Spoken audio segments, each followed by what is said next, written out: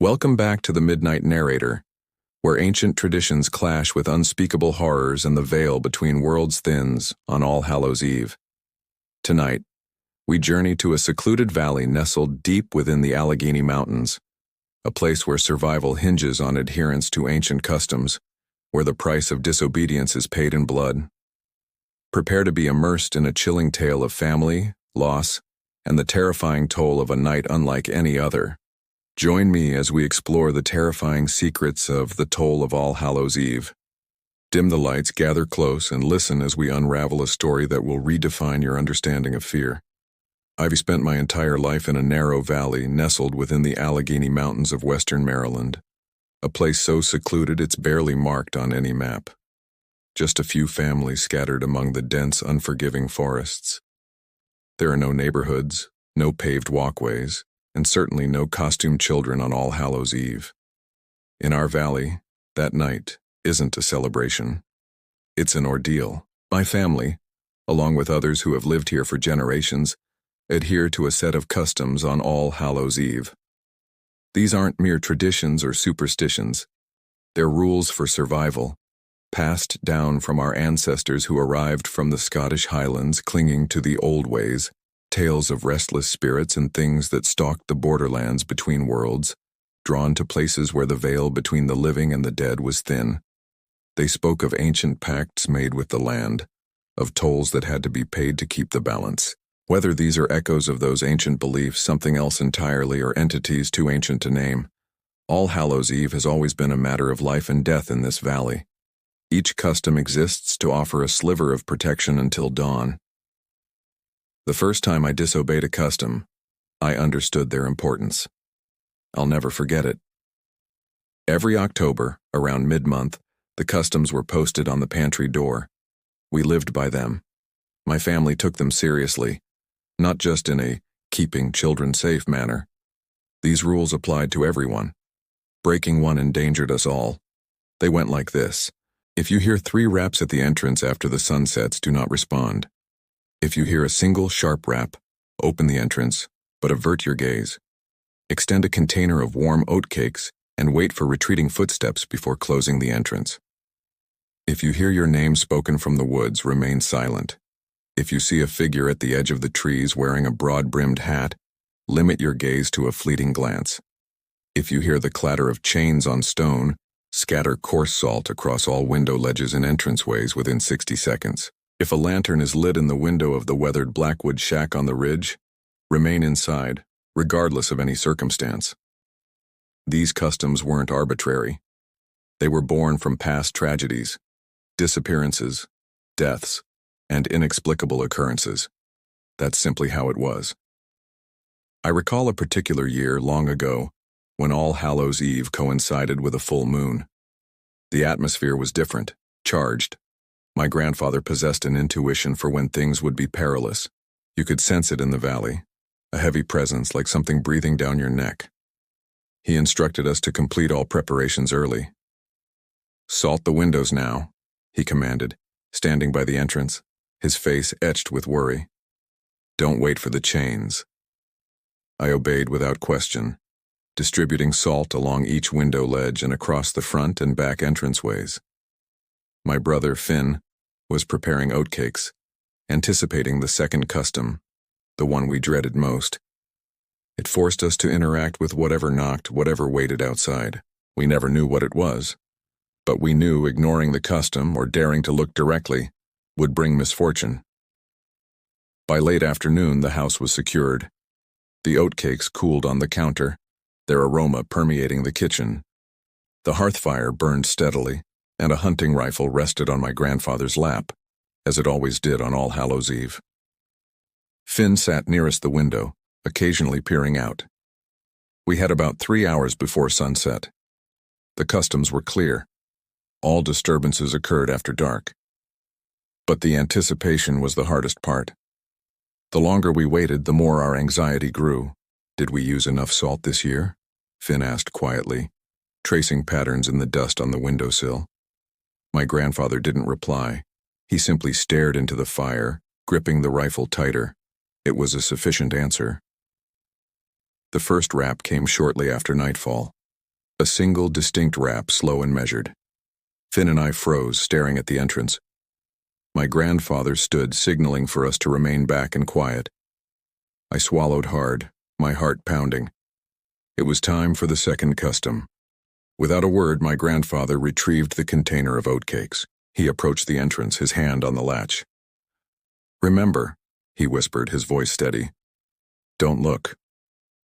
He opened the entrance just enough to slide the container through, his eyes fixed on the floor. The warm scent of the oatcakes drifted out, and I heard a faint rustling on the porch. Whatever it was there. I glimpsed movement from the corner of my eye, a shadow stretching across the porch, but I didn't dare look. My grandfather held the container out, his hand trembling slightly.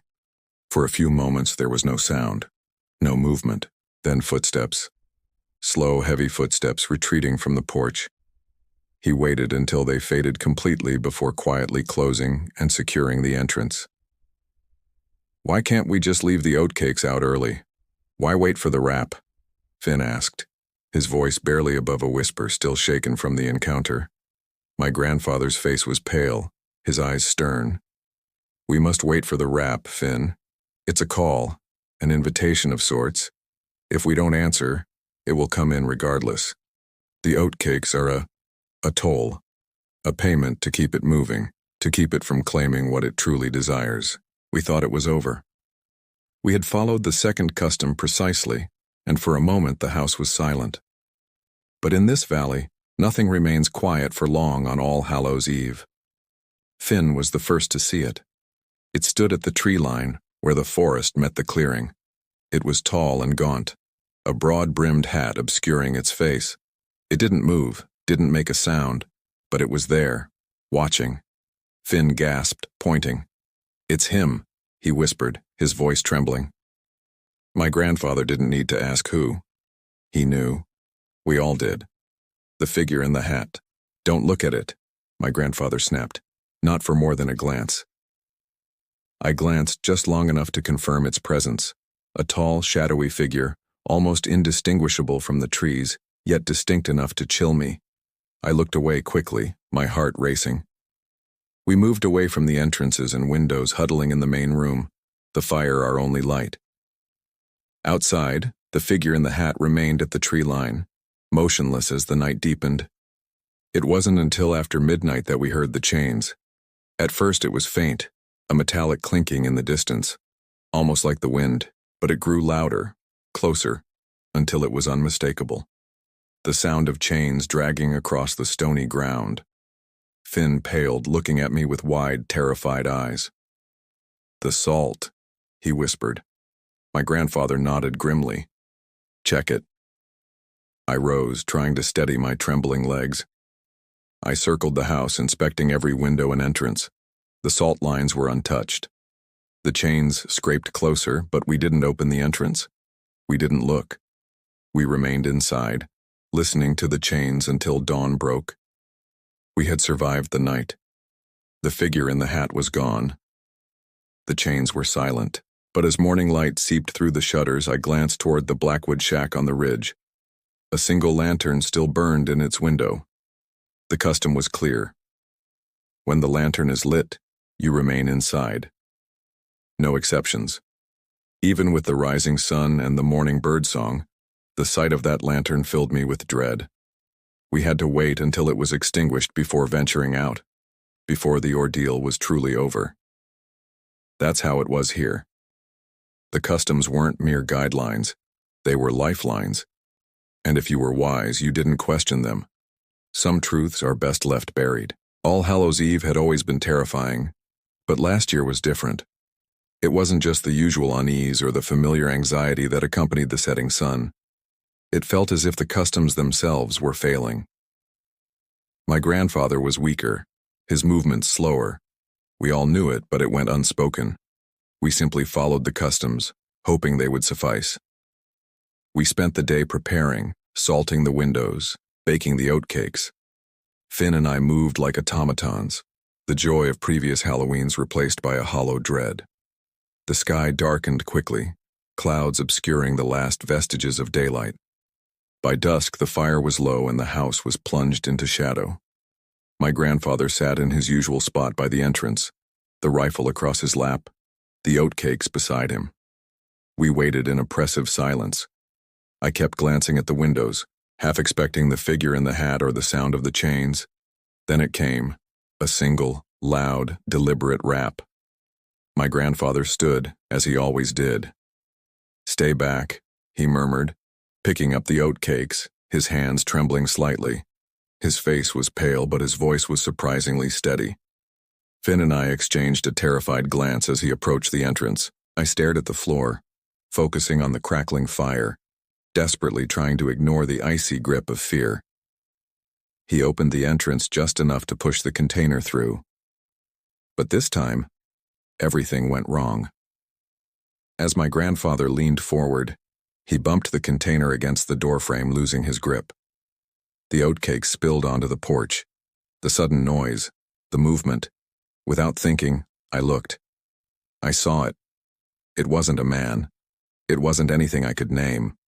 It was hunched over, impossibly tall, its limbs unnaturally elongated, its skin pale and stretched taut over protruding bones. Its face was gaunt, like a skull covered in thin white skin, and its eyes were wide, too wide, as if it lacked eyelids. They were fixed on me, burning with an unnatural intensity. Its mouth opened impossibly wide, a gaping black void emitting a horrifying, deafening wail. It was a sound I'd never heard, like metal scraping against stone but amplified 1,000 times. It pierced my skull, making my ears ring and my vision blur. Before I could react, the creature lunged. Its bony hand shot out, seizing my grandfather by the collar. In a terrifyingly swift motion, it yanked him off the porch, dragging him toward the woods. The sounds of his body scraping against the ground, his muffled cries, and the creature's horrifying wail blended into a scene of pure terror. Finn screamed.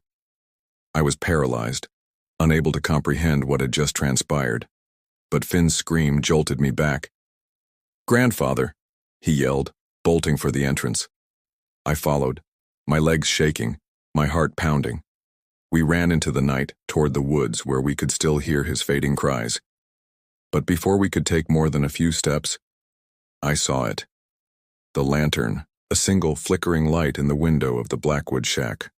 My blood froze. We had come outside while the lantern was lit. I grabbed Finn's arm, stopping him. "Wait," I whispered, my voice trembling. "The shack." As if on cue, the shack's door flew open with a deafening crash, as if something unseen was about to emerge. Something enraged. Something that should never have been awakened.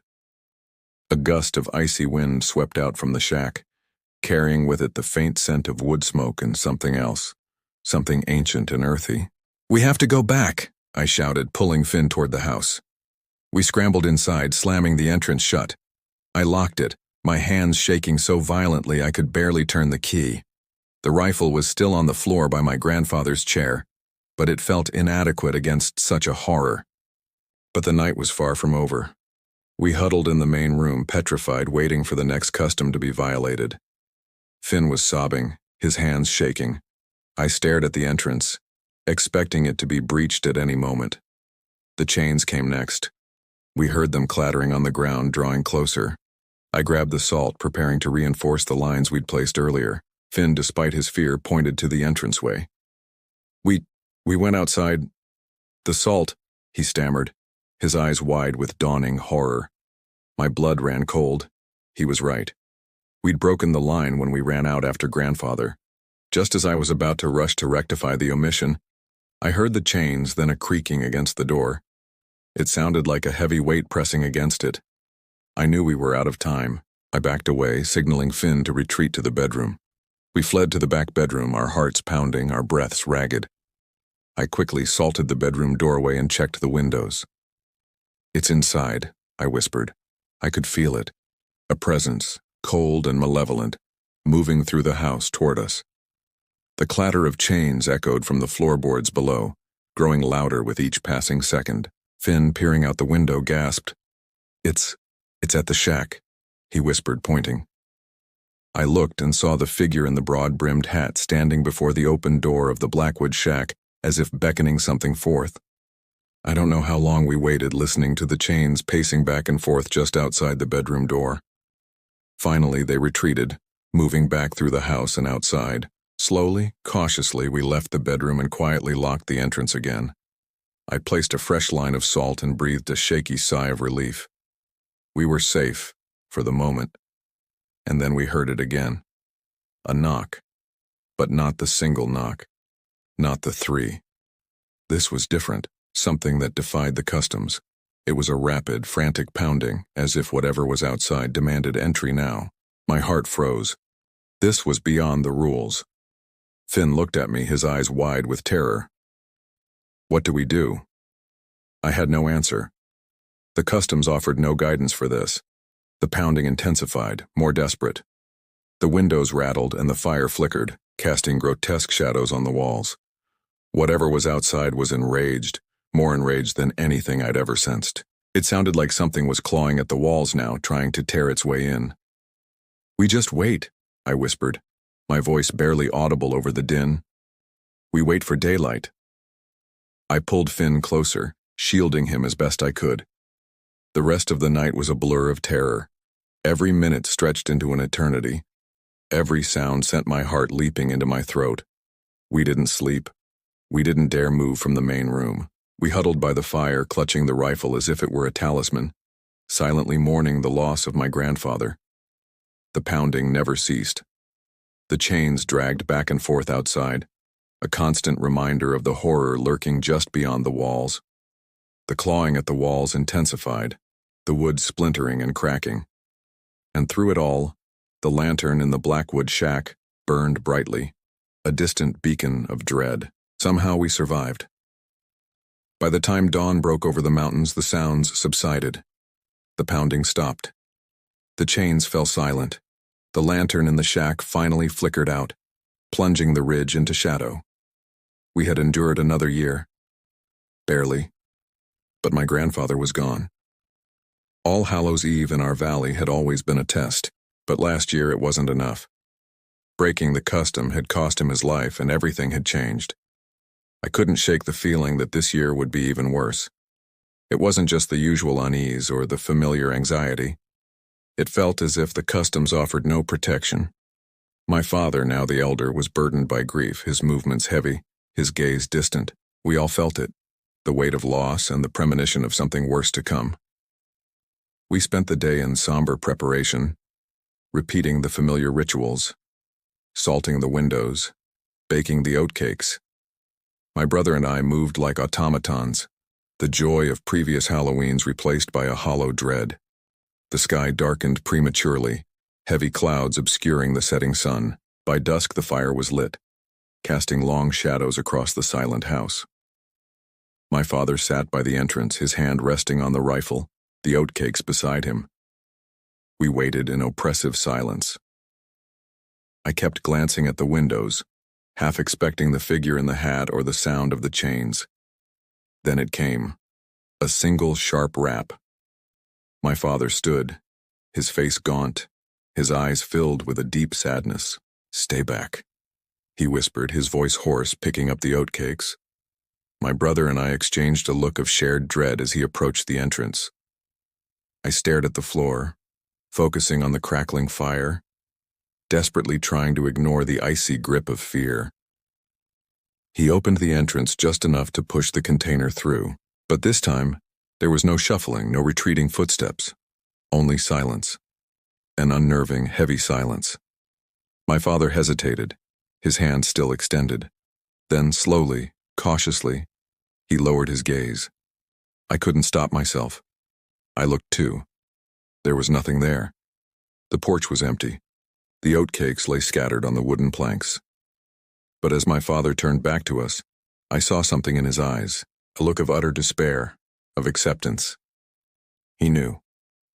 Before he could speak, we heard it, a sound that made the blood run cold. 3 raps, at the back door.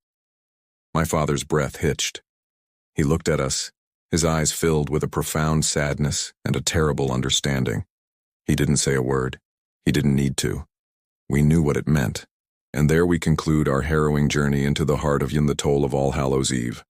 A tale of ancient pacts, devastating loss, and the chilling consequences of defying the old ways. What price would you pay to protect your family? What would you do when the rules themselves fail? Share your thoughts and theories in the comments below. If this story has left you chilled to the bone, don't forget to hit that like button, subscribe, and activate the notification bell to join us on future explorations into the realm of the macabre. This is the Midnight Narrator, signing off. Until next time, remember, some doors are best left unopened and some nights are best left unremembered.